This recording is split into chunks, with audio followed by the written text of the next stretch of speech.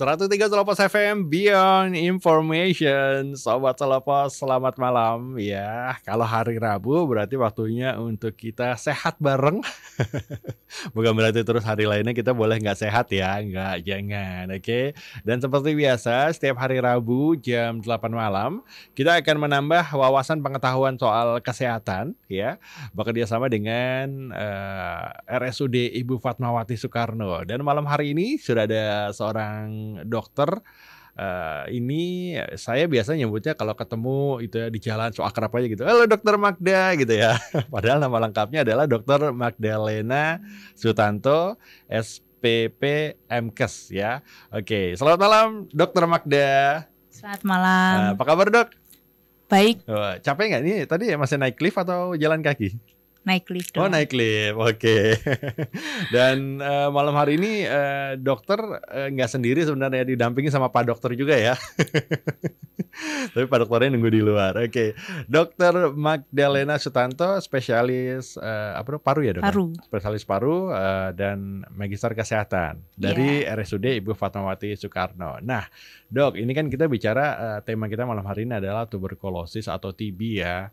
Belum lama ini saya punya tetangga, beliau memang sudah lama menderita TB, tapi pada akhirnya beliau mungkin sudah waktunya menghadap kepada Yang Maha Kuasa gitu, dan itu cukup lama tuh Dok gitu penyakit TB. Dan saya ngerasa kok di sekitar kompleks saya itu juga beberapa orang yang kena TB, tapi rata-rata usianya tua gitu. Nah, apakah memang ini menjadi sebuah momok penyakit yang menakutkan gitu sih Dok di Indonesia khususnya, atau bahkan mungkin jangan di dunia juga TB termasuk penyakit yang sangat berbahaya Dok ya. Mungkin boleh cerita sedikit Dok, TB atau tuberkulosis itu apa sih gitu, dan apakah memang sebahaya itu Dok gitu? Ya, oke. Terima kasih ya Mas Panji ya sudah diundang ke Selopos FM. Malam ini kita akan berbincang sedikit mengenai tahu tentang TB lebih dekat. Oke. Gitu.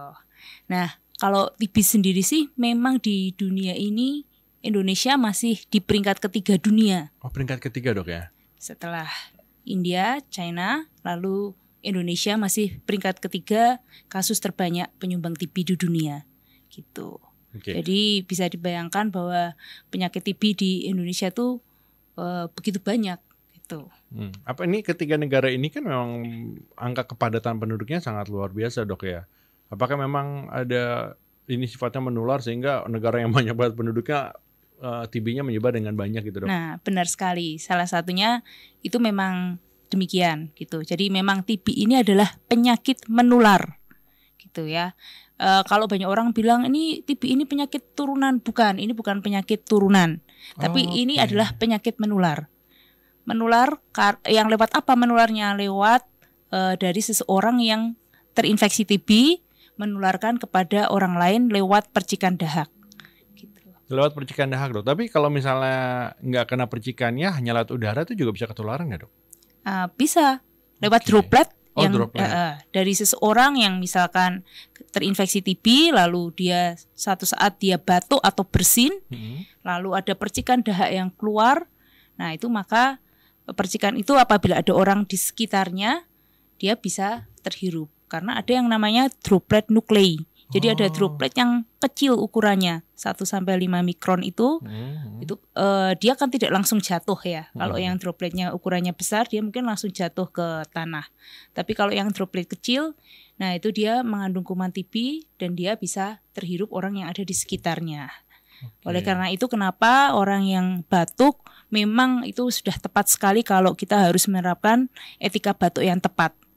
Bukan hanya pada orang yang TBC saja, namun pada semua orang kita harus menjaga etika batuk dengan tepat. Gitu. Oke. Nah kalau TB sendiri ini penyakit yang seperti apa Dok? Dalam artian gini, apakah tingkat penularannya cukup cepat gitu untuk orang yang ketika, mohon maaf misalnya saya batuk nih, saya ada TB, saya deket-deket sama dokter gitu kan, terus dokter kena lah droplet yang dari saya. Apakah fasenya itu cepat Dok sampai akhirnya dokter dinyatakan positif TB?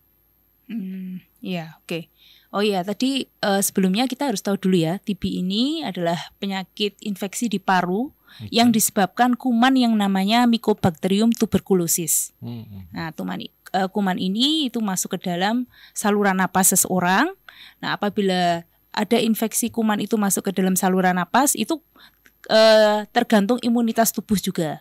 Jadi tidak langsung, misalkan tadi seperti Mas Panji tanya, apabila ada orang batuk yang terinfeksi TB, apa saya langsung beberapa hari kemudian kena TBC juga? Itu tidak tentu demikian.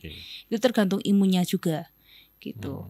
Kalau sistem imunnya bagus, maka mungkin tidak akan langsung timbul gejala, demikian.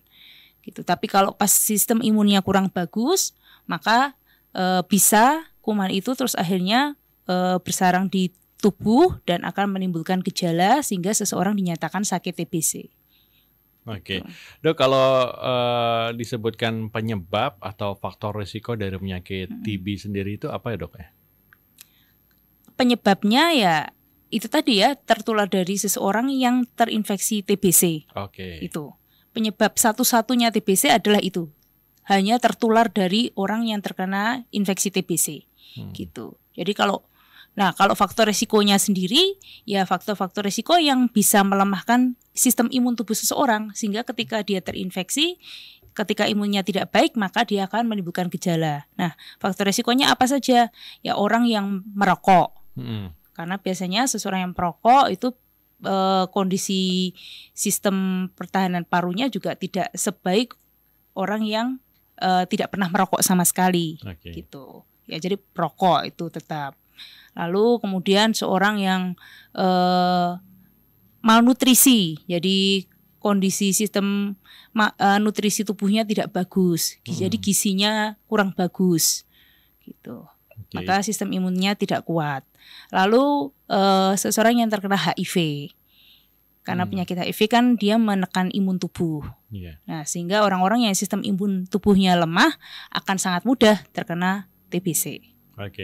Baik, Sobat Telepos, itu penyakit yang ditularkan kita bisa kena penyakit itu hanya dengan satu cara, kita ketularan oleh orang yang mengidap TB ya. Tapi ada cara-cara gimana kita bisa menguatkan imunitas tubuh, menjaga imunitas tubuh agar kondisinya kita bisa menangkal virus tersebut. Benar virus ya, Dok, ya penyebabnya? Kuman. Atau kuman? Bakteri. Bakteri. Bakteri TB tadi ya. Baik. Sobat Telepos, Anda bisa ikut bertanya ya, berinteraksi dengan kita malam hari ini. Temanya adalah mengenai tahu tentang tuberkulosis ya. Anda bisa mengetahui, bisa paham, bisa menghindarinya, atau mungkin kalau Anda sudah terlanjur kena bisa tahu cara pengobatannya ya. Boleh Anda bisa bergabung di 081 226 103 103 untuk pertanyaan disampaikan melalui WhatsApp di Bincang Kesehatan. Kita akan kembali, Dok, setelah beberapa iklan yang ngegaji saya, Dok ya.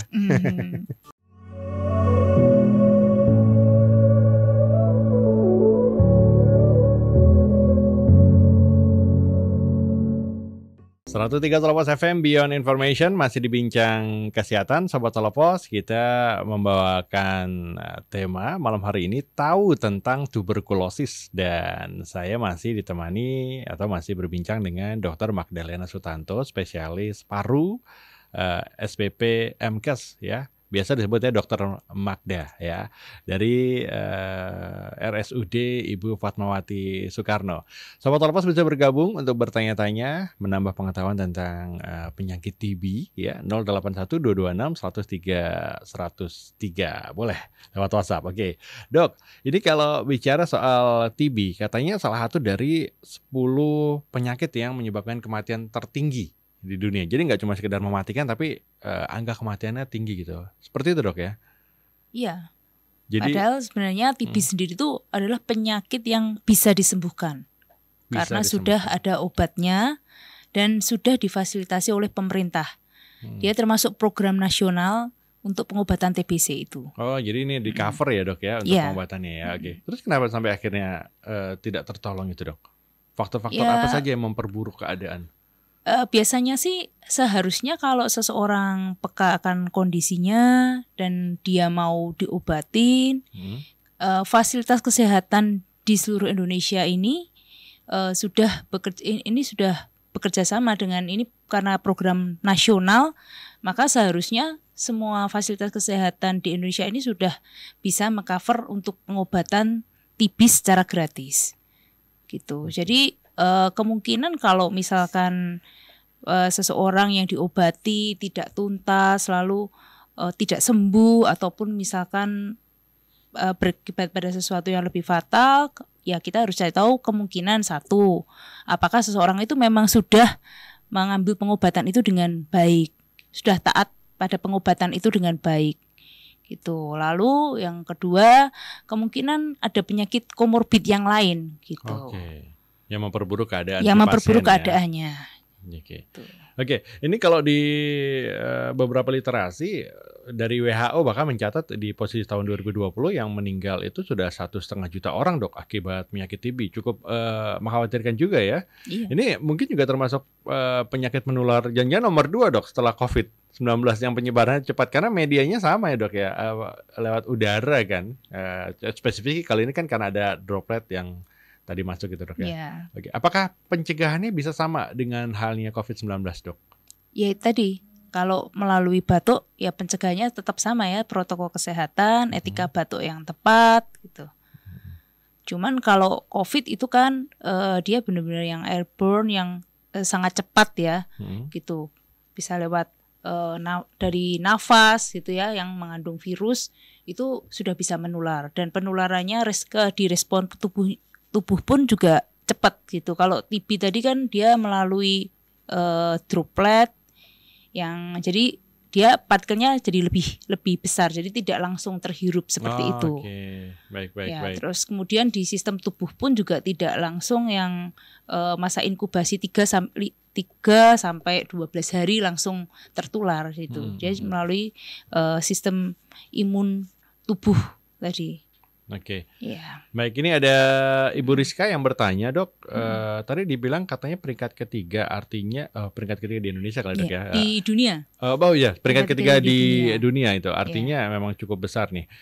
Tadi katanya dokter peringkat ketiga di dunia. Terus apakah penyakit TB itu sebenarnya bisa dicegah, Dok, supaya Indonesia nggak lagi di peringkat ketiga gitu? Oke, penyakit TB bisa dicegah gitu. Tadi ada bisa ya, Dok, sekali, ya? Bisa sekali. Makanya kenapa pemerintah saat ini kan gencar sekali ya mendukung program TB nasional ini ya, kepada semua fasilitas kesehatan masyarakat di Indonesia ini. Dari lini yang paling dasar puskesmas semuanya digalakkan untuk mencegah tidak terjadinya TB yang semakin meningkat seperti itu.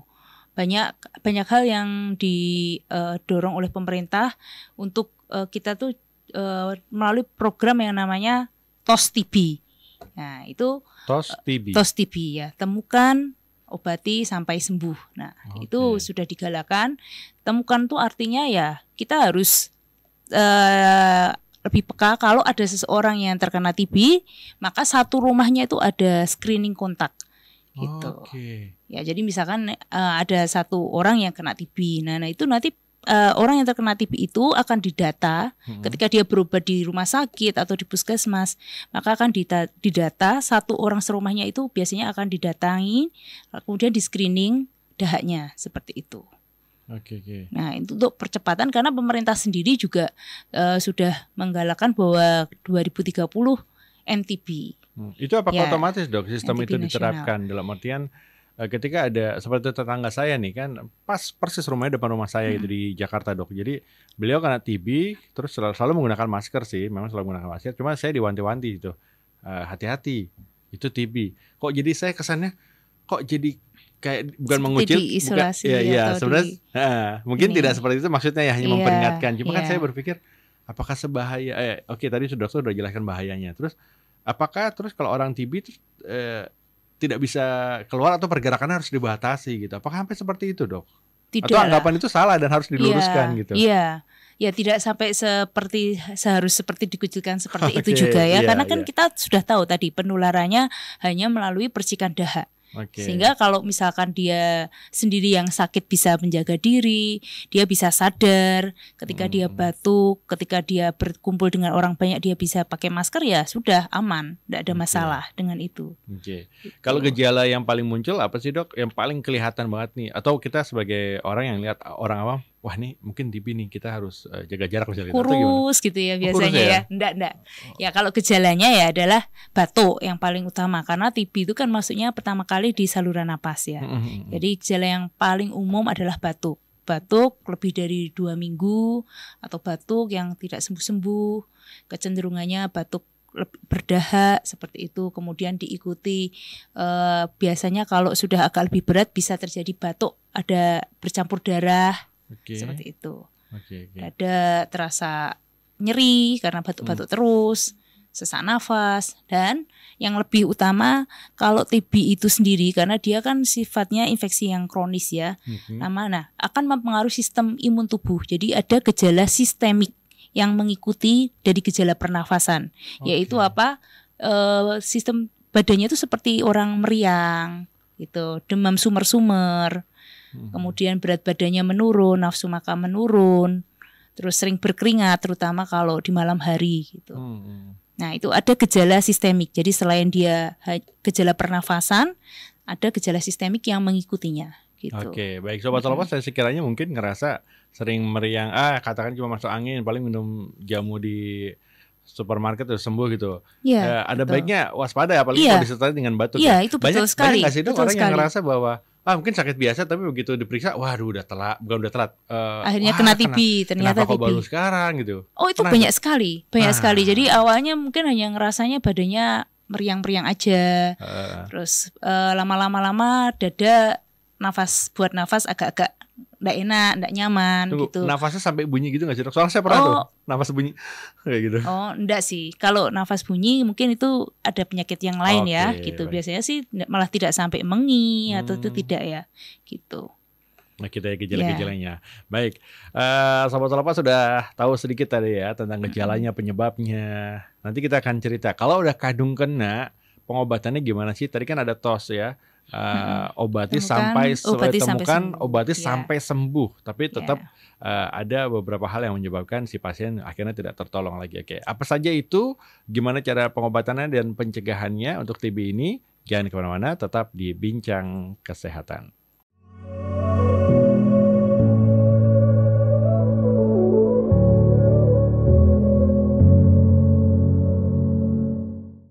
Satu 103 Salopas FM Beyond Information, masih di Bincang Kesehatan. Sobat Salopas, kita masih mengenal tentang TB ya, tahu tentang tuberkulosis. Nah ini masih bersama dengan Dr. Magda dari RSUD Ibu Fatmawati Soekarno.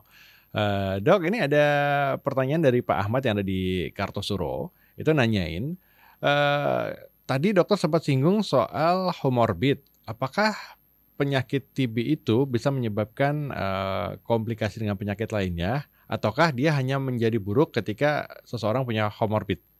Nah, gimana dok? Ya, itu dua-duanya bisa ya. Jadi kalau seseorang punya comorbid tadi yang obesitas, DM, seperti itu ya, tapi malnutrisi ya terutama itu dia bisa terkena TB, meningkatkan resiko TB. Tapi TB sendiri pun dia kalau tidak diobati dengan baik, dia juga bisa jadi memburuk seperti itu. Jadi misalkan jadi ada cairan di paru-paru gitu. Terus kemudian bisa terjadi paru-paru yang bocor atau disebut juga biasanya pneumotorak gitu. Atau bisa juga nantinya kalau tidak diobati dengan baik dan pada kondisi imun yang tidak baik juga, dia nanti bisa juga jadi ke otak, jadi seperti kayak peradangan otak, meningitis TB seperti itu. Jadi itu saling ya. Jadi orang yang punya comorbid yang tadi saya sebutkan, dia bisa meningkatkan resiko TB.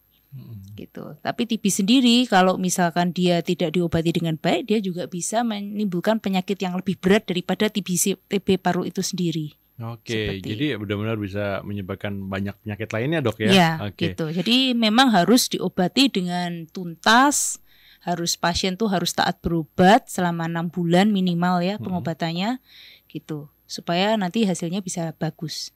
Oke. Gitu. Itu 6 bulan itu udah Bisa otomatis anjuran dokter ya? Dalam artinya gini dok. Panduan. Itu panduan. Oke. Gitu. Apakah itu berarti Dari nanti tergantung dari dokternya akan mensyaratkan kamu kontrol ya sebulan sekali atau 2 minggu sekali gitu, ataukah kita inisiatif sendiri dok? Oh, nanti pasti akan itu ada aturan untuk pengobatannya, gitu. Karena itu memang panduan dari itu ya, World Health Organization ya, WHO sendiri, panduan untuk pengobatan TBC. Jadi istilahnya orang tuh sakit TBC mau berobat dimanapun di seluruh Indonesia ataupun mau pergi ke negara yang lain pun pengobatannya sama. Memang panduan untuk pengobatannya adalah 6 bulan minimal gitu. Tapi kalau TBC yang tadi dengan komplikasi berat mungkin bisa lebih lama. Mungkin bisa 9 sampai 12 bulan. Kalau dari pengalaman dokter Magda sendiri, bagaimana dokter melihat banyaknya pasien selama masa pengobatan 6 bulan tersebut? Apakah mereka rata-rata tidak disiplin sehingga kondisinya semakin memburuk, ataukah karena ketidaktahuan tentang pengobatan? Gimana dok? Ya, dari kalau pengamatan dokter mungkin dari pengalaman. Iya, itu tergantung kita juga sebagai dokter ataupun tenaga medis yang menjelaskan kepada pasien. Gitu. Kalau di awal kita sudah menjelaskan dengan benar, terus kemudian mengenai penyakit ataupun mengenai pengobatannya, ya maka pasien biasanya juga akan taat pengobatan gitu. Tapi kalau awal penjelasannya tidak benar-benar dengan detail dan dengan benar ya, mungkin pasien bisa aja lost di tengah-tengah. Karena satu kan pengobatan 6 bulan itu cukup lama. Dan pasien sendiri harus minum obat yang jumlahnya cukup banyak gitu. Baik. Ini ada penanya dok. Sepertinya beliau saat ini memang dinyatakan sebagai pasien TB. Selamat malam dokter. Ini dari Sri Daryani. Pertama sekali batuk itu sakit sekali dok. Periksa ke dokter didiagnosa gejala TB. Terus lanjut periksa dokter, sekarang diagnosanya PPOK. Sama dokter dikasih obat sedot Symbicort. Mohon solusinya, saya harus bagaimana karena kadang dada saya terasa nyeri. Terima kasih dok itu. PPOK apa dok ya? Kalau PPOK itu penyakit paru obstruktif kronis. Dia beda, dia bukan penyakit infeksi ya. Jadi kalau tadi di diagnosa awal gejala TB, kemudian lanjut periksa, sekarang diagnosanya PPOK, dikasih obat Symbicort dan kadang masih sakit dan kadang dadanya terasa nyeri. Harus bagaimana? Silakan dok. Pada awal ketika dia dibilang gejala TB itu kan mungkin tadi dari anamnesis pasien ya, gitu. Pasiennya mengeluh batuk, gitu ya, ada dada nyeri seperti itu. Maka pada saat awal ya masih kemungkinan TBC ataupun penyakit-penyakit yang lain.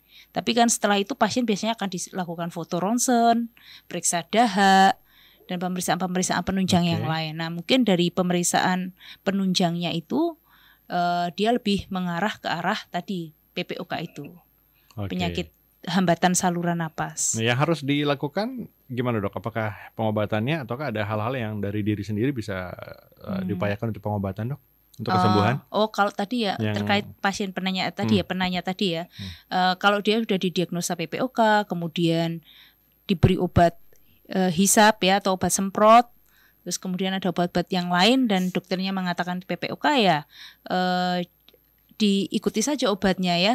Kalau memang masih ada keluhan ya mungkin harus kontrol kembali, disampaikan gitu. Karena penyakit PPOK pun kan tidak mungkin sekali pengobatan itu pasti sembuh gitu. Itu harus minum obat yang berkala gitu ya. Sampai benar-benar enak. Ini ada lagi beberapa penanya dok.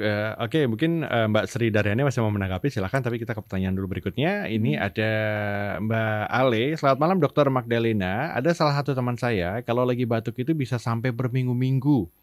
Kebetulan tempat duduk atau meja kerja saya itu bersebelahan. Wah ini agak khawatir ya. Otomatis saya jadi nggak nyaman dong dok. Kalau saya pakai masker dia tersinggung, apalagi kalau saya sampai pindah tempat. Nah saya sarankan dia untuk pakai masker malah marah. Kan saya jadi serba salah dok. Apakah batuk yang segitu lama itu termasuk juga TB? Lalu untuk saya agar tak mudah tertular, perlu suplemen atau vitamin yang seperti apa yang bagus? Terus terang saya kan nggak nyaman kalau sering seperti itu ngadapin kondisinya. Mau nggak dok? Ini perlu periksa ke dokter rumah sakit mungkin ya. Iya harusnya itu tadi ya tetap butuh kesadaran dari yang sakit sendiri sih untuk pakai masker. Mudah-mudahan dia yang sakit batuk-batuk dengar perbincangan malam ini ya. Supaya setiap orang yang batuk bisa sadar bahwa dirinya itu kan juga harus melindungi diri sendiri ataupun orang lain gitu yang ada di sekitarnya. Terlepas COVID atau tidak, sebenarnya ketika batuk sudah ada etika batuk. Saya juga suka gemes sih karena batuk. Gitu. Karena kita ketika seseorang batuk kita nggak tahu di saluran napasnya itu dia ada kuman atau tidak gitu. Dan itu kan kalau dia entah itu COVID atau TBC atau penyakit virus pernafasan yang lain kan pasti bisa menularkan. Seharusnya dia sadar sendiri ya. Terus kalau untuk masalah vitamin atau apa itu hanya menunjang imun saja. Tapi yang penting ya harusnya tetap masker adalah pencegahan kita gitu. Kalau tadi ditanyakan saya perlu suplemen atau vitamin apa yang bagus tanpa menyebutkan merek dok, mungkin yang harus ada kandungan apanya gitu?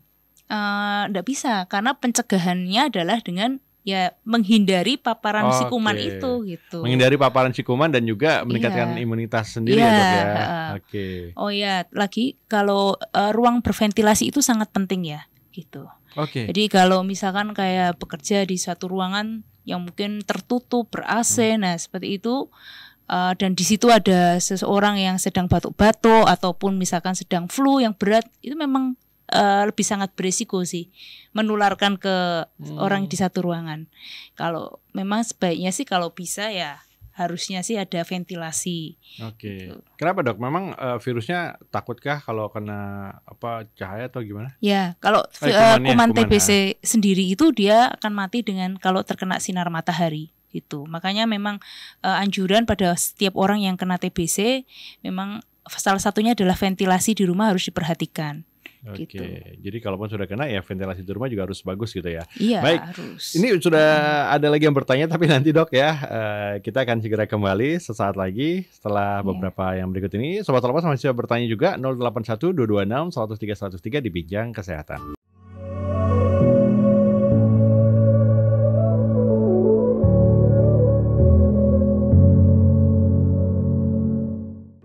Lanjut Bintang Kesehatan dok. Nanti kalau dokter mau makan gak usah ngajak saya, sama Pak Dokter aja gak apa-apa gitu ya. Ini sudah ada yang bertanya lagi nih dok. Ada Ibu Wiwi di Kartosuro menanyakan. Nah ini mungkin banyak orang yang juga salah dok ya. Termasuk saya sendiri juga sempat khawatir dulu ketika batuk dikiranya TB gitu kan. Atau ternyata bronkitis itu. Apa sih dok bedanya dengan bronkitis kalau untuk TB ini gitu? Ya, kalau TB tadi kan adalah penyakit infeksi ya, penyakit menular ya. Penyakit menular, penyakit yang disebabkan oleh kuman yang namanya Mycobacterium tuberculosis. Gitu ya. Jadi ada infeksi kuman. Kalau bronkitis sendiri itu sebenarnya adalah peradangan di saluran napas. Gitu. Yang bisa disebabkan oleh banyak hal. Salah satunya alergi. Gitu. Ada paparan alergi sehingga menimbulkan seseorang itu jadi batuk terus-menerus atau paparan asap, merokok seperti itu. Jadi menimbulkan ada zat-zat atau partikel-partikel yang terhirup terus-menerus sehingga menyebabkan peradangan di saluran napas. Seperti itu. Baik. Terima kasih Ibu Wiwi tadi ya perbedaannya antara TB dengan tuberkulosis, TB dengan bronkitis itu dua penyakit yang berbeda ya dok ya. Satunya penyakit karena infeksi, yang satunya karena ya peradangan di saluran napas. Baik, ini ada lagi Ibu Sri Daryani yang tadi menanyakan yang menderita PPOK dok. Apakah ada vitamin yang cocok untuk penyakit saya yang seperti ini ya? Ataukah ikutin aja yang sudah konsultasi dengan dokter yang berjalan sekarang ya? Kalau seseorang sudah ditegakkan penyakit PPOK ya diobati aja gitu. Bukan vitamin lagi ya. Vitamin ya paling hanya untuk meningkatkan imun gitu. Imunitas aja. Baik, itu ya Mbak Sri Daryani dan dok. Kalau pengobatan TB itu berapa lama dok? Adakah tadi kan bilang panduan berapa 6 bulan ya? 6 bulan. 6 bulan. 6 bulan sampai 9 bulan. Kalau TB-nya site-nya lebih jauh seperti kayak meningitis yang lebih berat bisa sampai 12 bulan gitu. Itu obatnya banyak dok? Sama obatnya. Baik TB paru ataupun TB yang di luar paru tadi obatnya sama ya. Ada 4 jenis obat yaitu rifampicin, isoniazid, pyrazinamid dan ethambutol. Ada 4 panduan, ada 4 kombinasi obat itu. Gitu. Itu ada efek samping nggak sih dok? Kecuali misalnya mungkin dia punya penyakit, apakah? Minum obat TBC itu tetap ya, namanya semua obat itu pasti ada reaksi dan ada efek samping yang paling sering sifatnya individual. Sebenarnya itu tidak berlaku pada semua orang, tapi obat itu sendiri memang ada ya, seperti kayak rifampicin. Kalau minum obat rifampicin itu kencingnya warnanya merah. Gitu. Walaupun kita banyak minum air putih dok. Ya, karena makanya kenapa pernah enggak minum obat yang kencingnya merah. Nah kalau pernah ya berarti itu rifampicin itu. Ya, tapi itu ya side effect yang ringan ya, minor gitu. Terus kemudian sebenarnya minum obat TB juga akan bisa sih menimbulkan gejala seperti reaksi gatal gitu.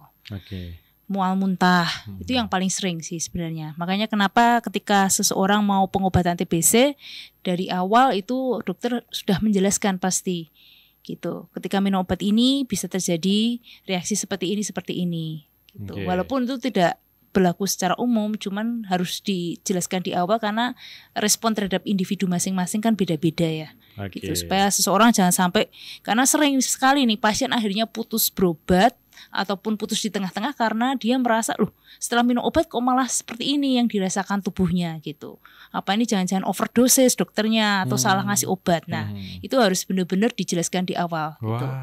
Nah ini kemungkinan bisa terjadi miss ya dok ya. Akhirnya si pasien berhenti berobat karena tadi kekhawatiran, padahal ya memang begitu. Memang itu obatnya dan itu memang reaksi yang bisa terjadi. Tapi semua itu harusnya bisa dikomunikasikan ke dokter kembali, lalu akan diatur minum obatnya. Nah itu ya, Sobat Solopas, kalau mungkin orang di sekitar Anda atau Anda sendiri ya mengalami hal seperti tersebut, tolong diingetin ya. Kalau misalnya itu terjadi di keluarga, tolong diingetin keluarganya. Kalau perlu misalnya dia masih ragu ya segera bawa ke dokter ya dok ya, untuk mendapat penjelasan yang lebih detail dari dokternya. Nah itu salah satunya juga tadi ya, tolong diingetin tadi itu memang untuk program pemerintah sendiri ini itu begitu lengkap ya, sudah dipikirkan.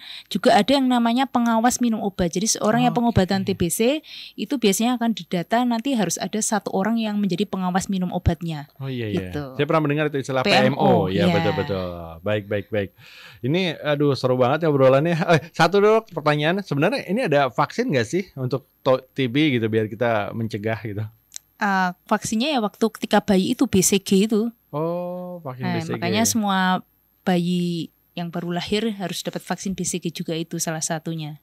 Gitu. Baik. Dokter Magdalena Sutanto, SPP, spesialis paru MKes ya dari RSUD Ibu Fatmawati Soekarno. Ternyata beliau adalah kakak dari dokter VB ya. Dokter VB pernah mengisi materi juga di sini Sobat Solopas, kalau Anda ingat tentang artritis lutut ya waktu itu. Baik Sobat Solopas, seru nih kalau bicara soal bincang kesehatan dengan RSUD Ibu Fatmawati Soekarno ya. Anda jangan sampai melewatkan karena setiap temanya, setiap pekannya selalu berganti dan atensi dari pendengar juga, dari Sobat Solopas juga cukup tinggi. Baik, terima kasih Dokter Magda sudah mampir di Solopas FM ya. Salam buat Dokter VB. Baik, Sobat Solopas, selepas kilas peristiwa pukul 20 nanti akan ada Heru Cahyono yang akan menjadi teman Anda di Selekta Malam. Saya Wahyu Panji pamit, terus dengarkan Solopas FM News Radio with Smart Listeners. Selamat malam.